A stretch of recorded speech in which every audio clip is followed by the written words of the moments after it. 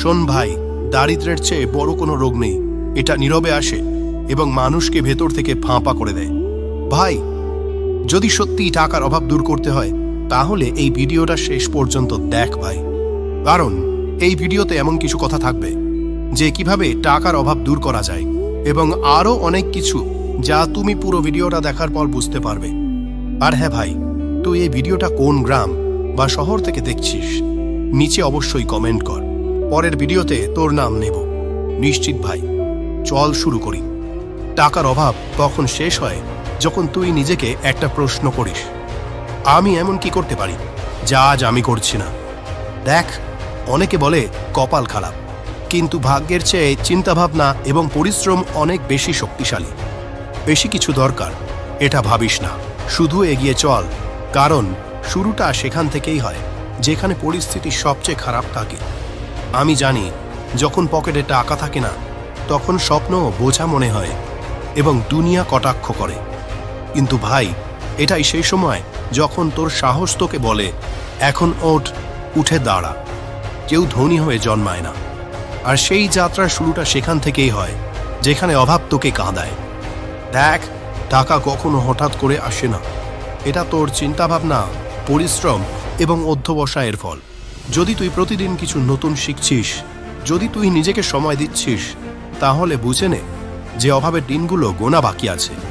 দুনিয়া তাকেই সম্মান করে যে অভাবের সময়ও হাসে। তোর ভেতরে এমন কিছু আছে যা দুনিয়ার দরকার। হতে পারে তুই সেটা জানিস না, কিন্তু সেই জিনিসটা তোকে টাকার অভাব থেকে বের করে আনতে পারে। শুধু নিজেকে বোঝার দরকার, নিজেকে গড়ে তোলার দরকার। যেদিন তুই নিজেকে বুঝতে পারবি সেদিন তুই অভাবকে জয় করে ফেলবি। আর ভাই, এই জয়টা খুব মিষ্টি হয়। তুই সকালে তাড়াতাড়ি উঠিস কিনা এটা টাকা নির্ধারণ করে। তুই সারাদিন কি ভাবিস এটা অভাব নির্ধারণ করে। এখন এই জিনিসগুলো তুই নিজেই পরিবর্তন করতে পারিস, শুধু ভেবে নয়, কিছু করে দেখা। মনে রাখিস, যত তাড়াতাড়ি তুই শুরু করবি তত তাড়াতাড়ি টাকা তোর কাছে আসবে। প্রতিদিন একটা সুযোগ, এটাকে নষ্ট করিস না। টাকার অভাব শুধু একটা পরিস্থিতি নয়, এটা তোর ভেতরের জেদি মানুষটাকে জাগানোর একটা সুযোগ। যেমন যেমন তুই নিজের ওপর কাজ করবি, তোর ভেতরের লোহাটা বেরিয়ে আসবে। তুই সেই কাজটাও করতে পারবি যা তুই কখনো ভাবিসনি। শুধু আত্মসম্মান হারাস না, কারণ সম্মান আর টাকা দুটোই তাকেই পাওয়া যায় যে মাথা নোয়ায় না। একটা ছোট্ট উপদেশ দেব, শেখা বন্ধ করিস না। প্রতিটি নতুন দক্ষতা, প্রতিটি নতুন অভিজ্ঞতা তোকে অভাব থেকে দূরে নিয়ে যায়। তুই ভাবিস টাকার অভাব, আমি বলি শেখার ক্ষুধা বাড়া, টাকা তোর পিছে আসবে। যত বেশি মূল্য তুই মানুষকে দিবি তত বেশি টাকা তোর কাছে ফিরে আসবে। টাকা রোজগারের কোনো শর্টকাট নেই, কিন্তু একটা রাস্তা আছে, ধৈর্য, পরিশ্রম, শেখা। এই তিনটা জিনিস যে কাউকে মাটি থেকে আকাশে নিয়ে যেতে পারে। যদিও শুরুতে মনে হতে পারে যে কিছু হচ্ছে না, কিন্তু যদি তুই না থামিস তাহলে একদিন অভাব নিজেই তোকে ভয় পাবে, কারণ তুই তার সীমার বাইরে চলে গেছিস।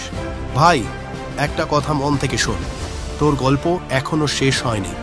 হতে পারে তুই এখন সমস্যায় আছিস, কিন্তু মনে রাখিস তুই এখানে থামার জন্য নয়, ওড়ার জন্য এসেছিস।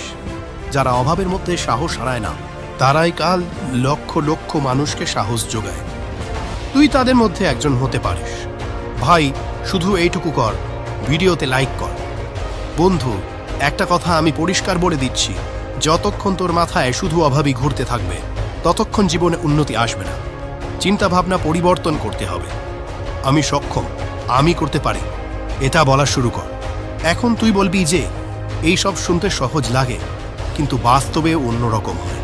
হ্যাঁ ভাই, তুই একদম ঠিক, কিন্তু একটু ভাব, যেসব মানুষ কিছুই না থাকা সত্ত্বেও আজ কোটি কোটি টাকা রোজগার করেছে, তারাও তো কোনো না কোনোদিন শুরু করেছিল, তাই না?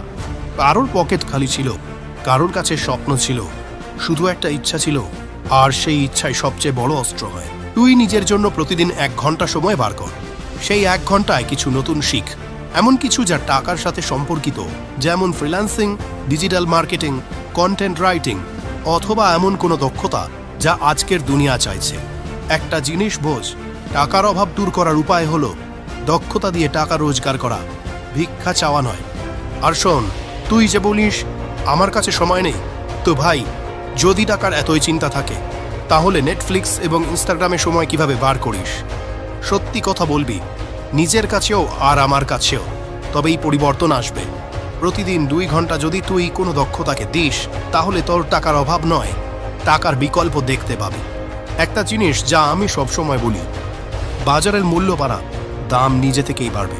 যতক্ষণ তুই নিজেকে বাজারে মূল্যবান করে তুলবি না, ততক্ষণ মানুষ তোকে সস্তায় নেবে অথবা উপেক্ষা করবে। কিন্তু যেদিন তুই এমন কিছু জেনে যাবি যা অন্যদের জানা নেই, সেদিন টাকা নিজেই তোর দরজায় কড়া নাড়বে।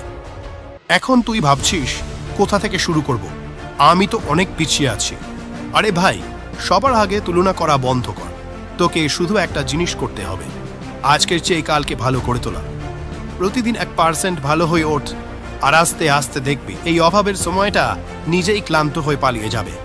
আর হ্যাঁ, মন মানসিকতার চেয়ে বড় কোনো সম্পদ নেই। যদি তোর কাছে ইতিবাচক চিন্তাভাবনা থাকে, শেখার ক্ষুধা থাকে, আর ধারাবাহিক কাজ করার ইচ্ছা থাকে, তাহলে ভাই টাকাকে আশা থেকে কেউ আটকাতে পারবে না। নিজেকে শিকার ভাবিস না, নিজেকে শিকারই বানিয়ে নে।